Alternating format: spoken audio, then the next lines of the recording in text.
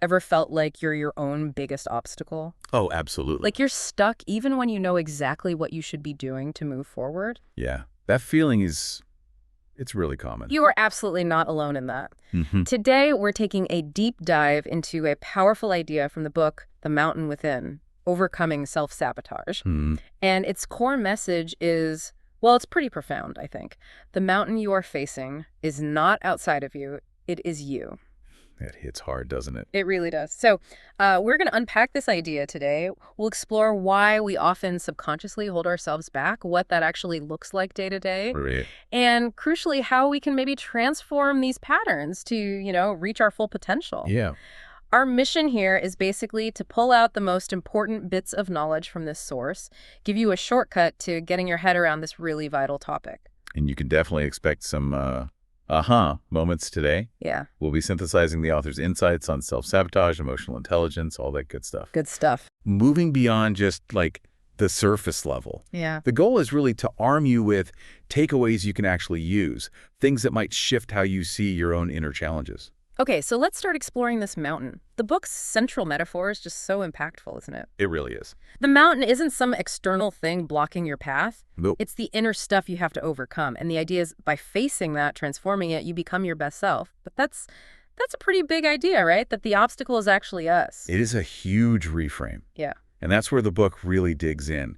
It redefines self-sabotage in a fascinating way. How so? Well, it's crucial to get this. Yeah. It's not about being lazy or weak. That's not it at all. Huh. The source really emphasizes it's more like a coping mechanism, something deeply ingrained. A coping mechanism for what? For unhealed trauma or emotional needs that just weren't met somewhere along the line, the author puts it very bluntly. You are not lazy, unmotivated, or stuck. After years of living your life in survival mode, you are burned out. There is a difference. Wow. Burned out, not lazy. Exactly. And that reframing, it suggests that transformation really starts when we stop fighting our patterns, stop blaming ourselves, and actually try to understand them. That distinction feels huge. Why do you think it's so hard for us to see it that way? Is it just like societal pressure or? I think it often comes from just not being aware of our own internal world. Yeah.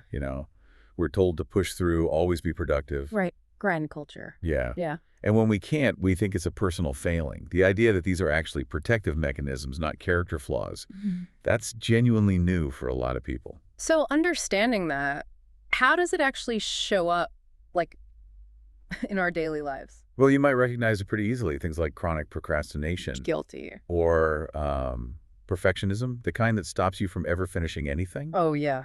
It can be endless overthinking, maybe a paralyzing fear of failing, or weirdly, even a fear of succeeding. Fear of success, that one's tricky. It is. It can even look like staying in toxic relationships. But here's the really interesting part you mentioned earlier. How can these be subconscious? Because, like you said, we know when we're procrastinating. Exactly. It feels conscious. It feels conscious, but the driver behind it often isn't. The book argues self-sabotage is often the solution your body and mind cooked up ages ago to stay safe, even if it looks illogical now. Okay, explain that more. Your conscious mind wants one thing, say, a promotion. But your subconscious might have this deep-seated belief that standing out is dangerous based on some past experience. So its priority is safety. Ah, okay. The book gives this really clear example. Staying in a bad relationship. Consciously, you might hate it. Yeah. But subconsciously, stability, even bad stability, feels safer than the unknown territory of freedom and change. The devil you know. Exactly. It's a deeply wired, protective thing, not a deliberate choice to mess up. So if it's mostly subconscious and protective, where did that original need for protection even grow from? Good question. And the book goes right there, into the roots. It often traces back to things like childhood trauma, could be big T or little t trauma, Right. social conditioning, the limiting beliefs we just sort of absorbed growing up.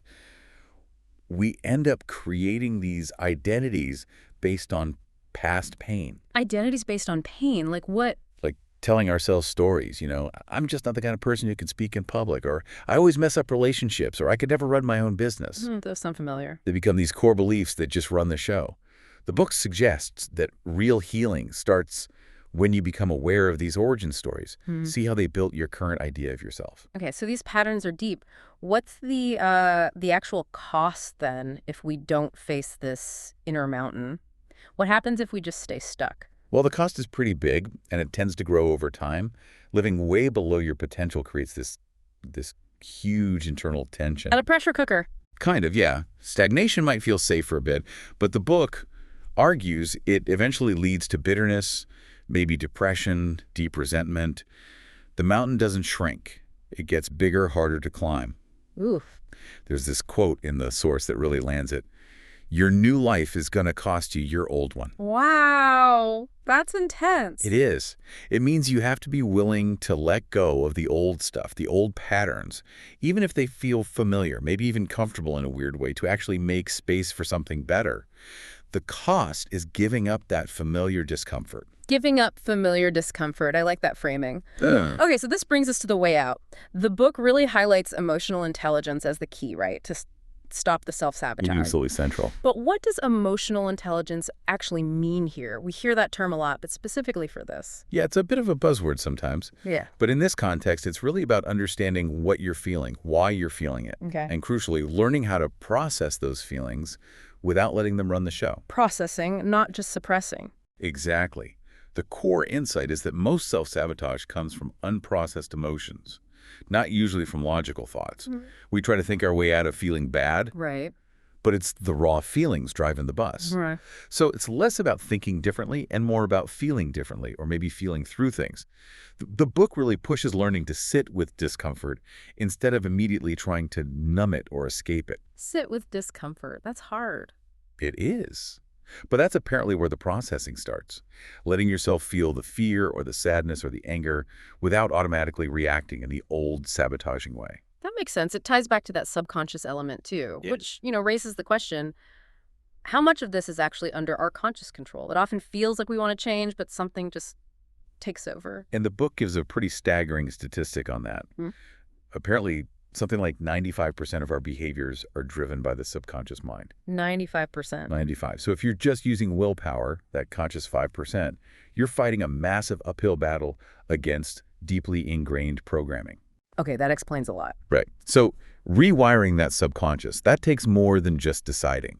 It needs repetition. It needs emotion tied to the new belief. Visualization helps. The core issue is if your subconscious believes something is unsafe, could be success, intimacy, even just change itself.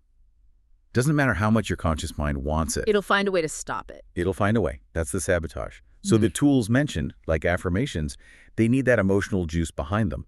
Plus, things like inner child work, really tackling those limiting beliefs head on.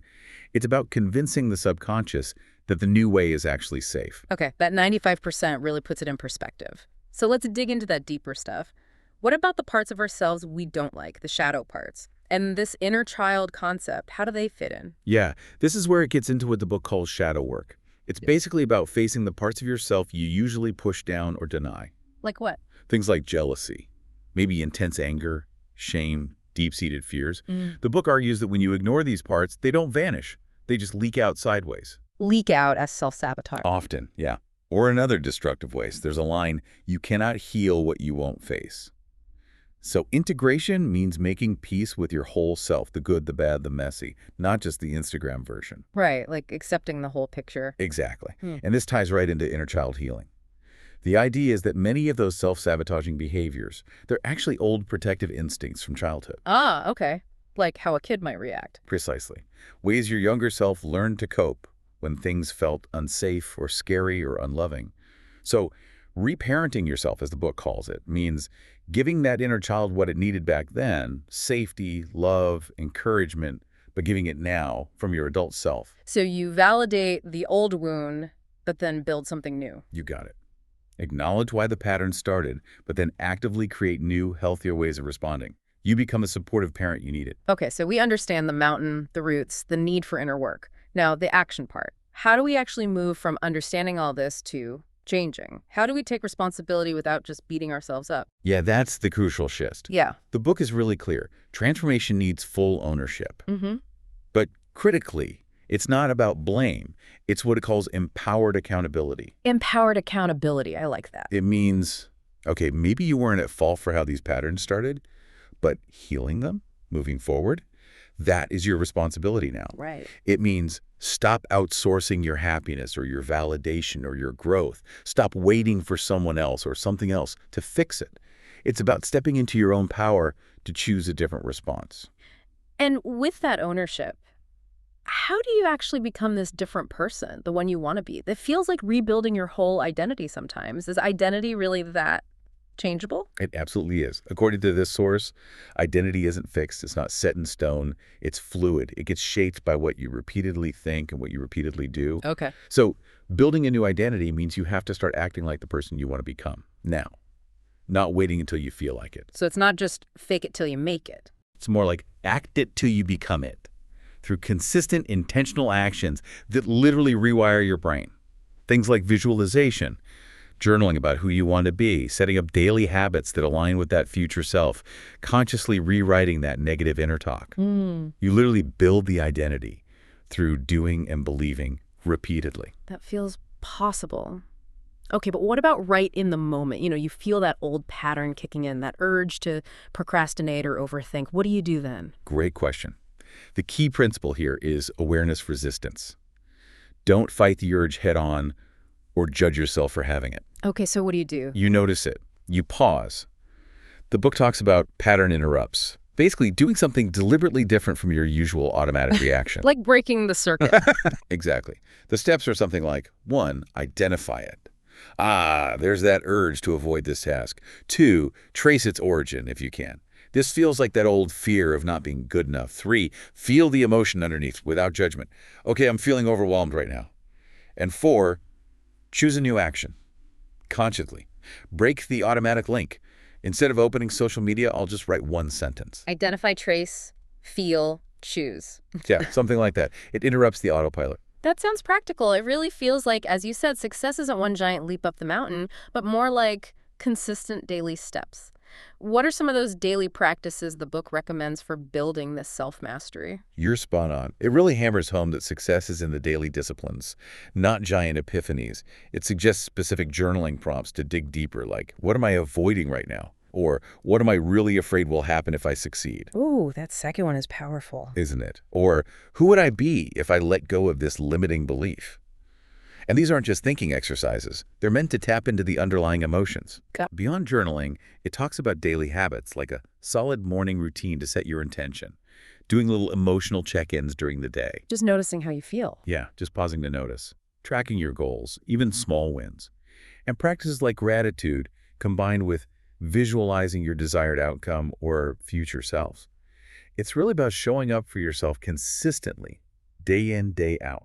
It all seems to build towards this ultimate goal, right? Becoming your future self. What does that really look like? Is it just achieving goals? It's definitely more than just ticking off goals. It's more about actively creating space in your life for that future version of you to actually emerge. Creating space. By asking yourself that powerful question the book suggests, what would my future self do today? Right. Making choices from that place. Exactly. It shifts your decision-making in the present to align with who you're becoming, not who you've been. But it takes courage. Real courage. Because it often means letting go. Releasing attachments to who you used to be, how things used to be. You might have to be willing to outgrow relationships or jobs or environments, maybe even old dreams that don't fit anymore. Outgrowing things. Yeah, that can be scary. It really can. It's an ongoing evolution, a continuous process of growth and shedding the old layers. Wow. What an incredible deep dive into the mountain within. Okay, let's try and pull this all together for you, the listener. The main thing to remember is the mountain you're facing, it's not out there somewhere. It's your own internal stuff. Fears, avoidance, those deep patterns, Right. and that feeling of self-sabotage. It's not because you're flawed. Think of it more like a signal, maybe a messenger, pointing to unmet needs or parts of you that need healing. Yeah, a signal, not a sentence. Exactly. And the really empowering part is you can change these patterns. It starts with awareness, then doing that inner work, healing the inner child, facing the shadow parts, The tough stuff. practicing managing your emotions, and then taking those consistent, deliberate actions every day. It's a journey, for sure. And maybe, as you reflect on all this, here's a final thought to chew on, building on what the source suggests. Okay. If your self-sabotage is truly a protective mechanism, what deeper desires or maybe even surprising fears might it actually be trying to protect you from? Things you haven't even fully admitted to yourself yet. What it's protecting you from. That's a deep question. It is. Yeah. Something to maybe just sit with as you continue on your own path.